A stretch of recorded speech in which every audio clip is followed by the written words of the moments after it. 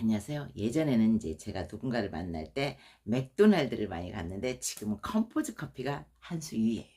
시원하고 와이파이 되고 또 1,500원씩만 주면 요따만한 냉커피를 정말 둘이서 받아서 마시고 마시고 이야기하고 하고 해도 부담이 없거든요.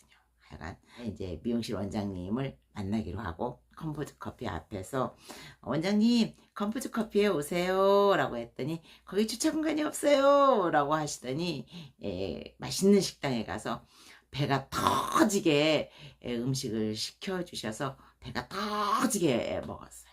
그 원장님은 이제 다른 사람을 만나면 베푸는 걸 참 좋아하세요.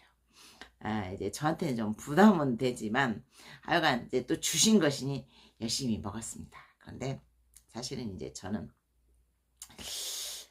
잘 먹는 날은 이제 상대방에 대한 부담, 음식에 대한 부담. 원장님 사실은 저 있어요. 그래서 원장님을 조금 더 편하게 만날 수 있게 내 방식대로 컴포즈 커피나 맥도날드나 이런 데서 뵈면 더 부담 없이 원장님의 이야기를 잘 들을 수 있을 것 같아요. 하여간 오늘 방송을 하는 이유는 밥을 먹으면서 제게 해준 그 원장님의 이야기가 또 내 뇌를 팍 쳤어요. 그래서 여러분과 방송을 하는 거예요. 잘 먹어서.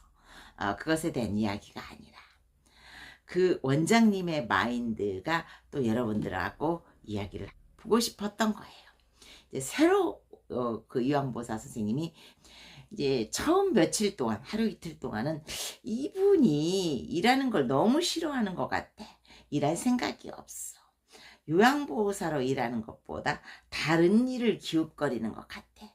아무래도 같이 일한다면 부담이 되고 뇌가 징징 울려 라고 다른 선생님들이 그렇게 판단과 평가를 하셨대요. 그래서 제가 요양원마다 특성이 달라서 그럴 수 있어요.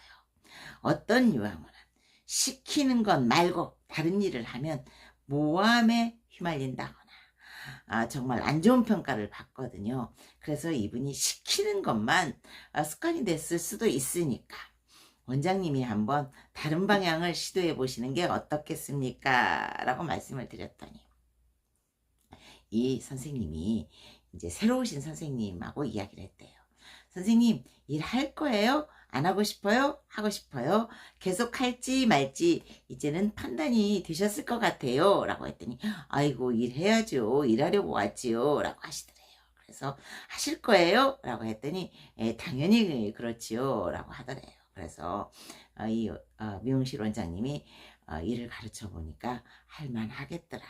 할 수 있겠더라. 잘하겠더라. 라는 판단을 하셨대요. 그래서 만약에 다른 사람의 평가만으로 이분은 일할 생각이 없어. 그러니까 마음 치우지 말고 마음 비우고 이분을 내보낼 생각이나 해야 되겠어 라고 하셨다면 든든한 우방을 잃었을 것 같다 라고 하시더라고요. 그러면서 우리가 똥인지 된장인지 찍어 먹어봐야 알 수 있다라는 말이 있잖아요. 모래사장도 그래요. 우리가 직접 모래사장에 발을 디뎌보지 않고는 그 모래사장의 특성을 알 수 없어요. 똑같은 모래사장인 것 같지만 겉으로 보기와는 다 다르거든요. 발을 디뎌봐야 얼마쯤 빠지고 어떤 강도로 걸어갈 수 있다. 혹은 어떤 놀이를 할 수 있다라는 게 정확한 판단을 할 수 있거든요 라고 하시더라고요. 깜짝 놀랐어요. 요양보호사도 마찬가지라고 말씀하셨거든요. 우리가 겉으로 보기에는 그 선생님의 특성을 알 수 없지만 직접 같이 일해보고 이야기해보고 진심을 터놓고 그분의 의도를 알아보면 또 다른 느낌이라서 나는 그렇게 해봤어요. 물어본 거예요 라고 하시더라고요. 참 현명하시고 또 그 동료를 아끼는 그 분이시다라는 생각이 들었어요.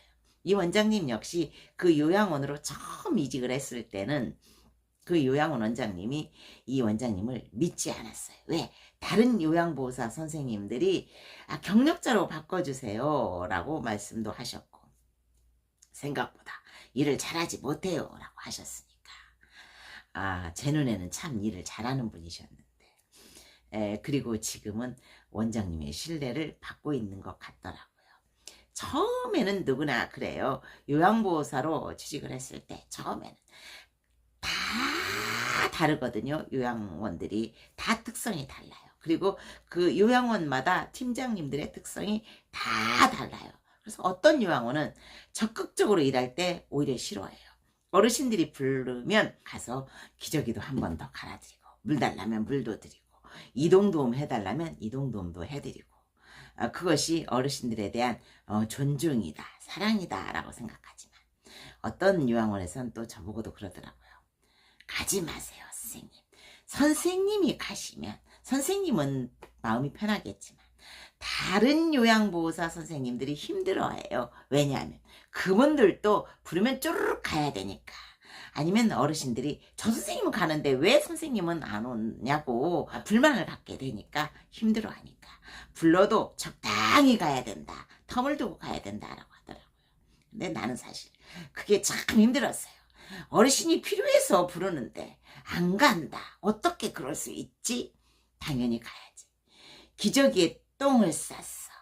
그러면 똥범벅이 돼 있을 텐데 안 갈아준다, 시간 될 때까지 기다려. 절대 못하는 사람들이 또 있어요.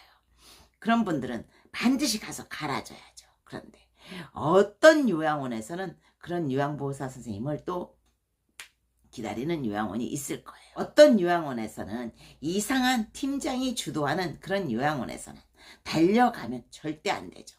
모함도 당하게 되고 또 극심한 갑질을 당해서 쫓겨나게 돼요. 그런데 여러분, 요양원이라 할지라도 중대한 피해를 끼치는 사안이 아니면 쫓겨날 수 없다라고 합니다. 중대한 피해를 끼치는 사안이 아니면 쫓겨날 수 없는 그런 이유로 여러분이 쫓겨나지는 않는 것이니까, 쫓겨날 수 없는 것이니까 여러분이 당당하게 부르시는데 가시고 싶으면 또 가시는 그런 마인드를 가지셔도 될 것은 같습니다. 하여간 그 미용실 원장님이었던 요양보호사 선생님은 그 새로 오신 선생님을 만나서 일하고 싶다 라는 답을 들어. 여기는 두 요양보호사 선생님이 둘이서만 이 야간에 모든 일을 처리해야 되니까 발빠르게 열심히 해야 된다라고 하니까 알았다고 고개를 끄덕끄덕 하시더랍니다. 저는 그 이야기를 듣고 진짜 내가 고마워서, 그 마인드가 고마워서 식사 대접을 해야 되는데, 사실 그날 내 카카오 통장에 6,000원밖에 없었어요. 그래서 그 선생님을 컴포즈 커피에서 만나자고 했던 거예요. 컴포즈 커피는 3,000원만 내면 둘이서 시원한 커피 놓고 시컷 이야기할 수 있었으니까.